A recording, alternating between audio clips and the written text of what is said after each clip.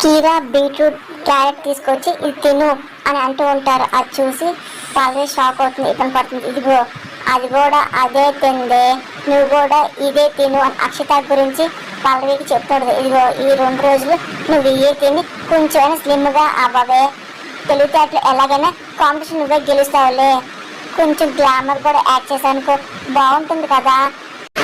చను నానమ్మ అంటూ ఉంటుంది. అమ్మ కానీ అమ్మ అని చెప్పి చను నానమ్మ నాకు చెప్తూ ఉంటాడు. పల్లవిని కీర తీసుకొని అలాగే గుడ్లు అప్పించుకొని చూస్తూ ఇబ్బంది పడుతూ ఉంటుంది. ఇంకా తినలేకపోతూ ఉంటుంది. ఇంకా అలా మాట కాదనలేక ఇక కీర మొక్క నోట్లో పెట్టుకుంటుంది. ఇక తినలేక మొహమంతా చిరాగ్గా పెడుతుంది.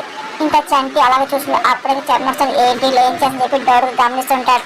పల్లి ఒకలాగా మొహం పెట్టి అలా చూడగానే ఏంటో నా ఫేస్ ఏంటి నువ్వు అలా పెట్టా చంటి అనగానే ఏం చేయమంటావు చంటి, శుభ్రంగా కూరలు వేసుకొని ఇంత ముద్దపప్పు వేసుకొని అందులో ఆవకాయ వేసుకొని అని పల్లవి అనగానే చంటికి నోరు ఊరుతుంటుంది. అదే చరం చూసిరా పడుతుంటారు. ఆ తర్వాత చారు వేసుకొని ఫైనల్గా పెరిగేసుకొని తినేవాళ్ళంగా ఈ ఆకులు అలమలు తినాలంటే కొంచెం ఇబ్బందిగా ఉంది అని చెప్పి పల్లవి ఇబ్బంది పడుతుంది. మళ్ళీ క్యారెట్ మొక్క తింటూ ఉంటుంది.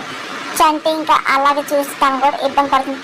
ఏంటి డైట్ చేసిన కోసం క్యాబేజీ మొక్కలు క్యాలీఫ్లవర్ మొక్కలు అక్షిత్ తింటుంటే ఇదేంటి వాటిని కూడా భోజనం తింటుంది ఏంటి, ఏంటో ఏంటి ఇది గ్లాన్ పెంచేది బాగుండదు అని చరణ్ అనుకుంటూ చూస్తూ ఉంటారు. ఇంకా తెల్లారిగా అక్షిత ఎక్సర్సైజ్ చేస్తూ ఉంటుంది.